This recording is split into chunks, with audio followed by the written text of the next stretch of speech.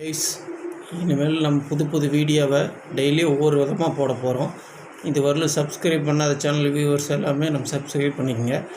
இன்றைக்கி நம்ம எதை பார்க்க போகிறோம்னா, தமிழ்நாடு ஆளுநர் மாற்றப்படுவாரா இல்லையா அப்படிங்கிற ஒரு நியூஸ் புதுசாக அலாச போகிறோம்.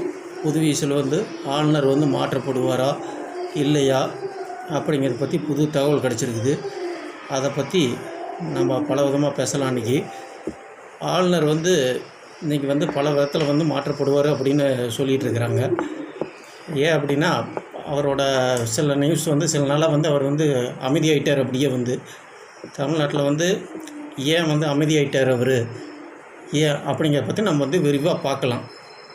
ஏன்னா அவர் கொஞ்ச நாளாகவே இப்போ எந்த ஒரு நியூஸோ இல்லை முதல் பற்றியோ எதை பற்றியுமே பேசாமல் அமைதியாக இருக்கிறார். ஒரு பாட்டுக்கு ஏன் அவர் அமைதியாகிட்டார் அப்படின்னா, மேலே பலவிதமான அவர் மேலே பலவிதமான புகார்கள் வந்திருக்குது.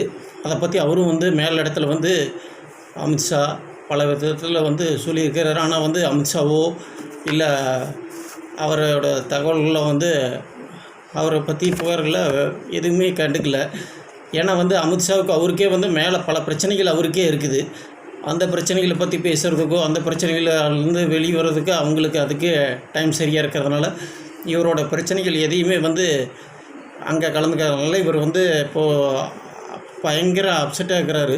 சரி, நம்ம வேலையை ஆளுநர் பதவி விட்டுட்டு போயிடலாமா அப்படின்னு பார்த்தாலும் தமிழக அரசிலிருந்தோ அவருடைய ஊழல் புகார், அவர் இருந்த செலவு, பல விதமான கணக்குகள் அனைத்தையும் காட்ட வேண்டும் என்ற நிலையில் தமிழக அரசும் பல பிரச்சனைகளை கிளப்பிக் கொண்டு இருக்கிறது.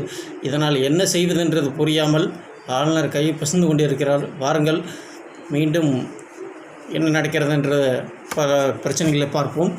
உங்களோட சப்போர்ட் மீண்டும் காலங்களில் அடுத்த செய்திகள் நாம் விரிவாக பார்ப்போம்.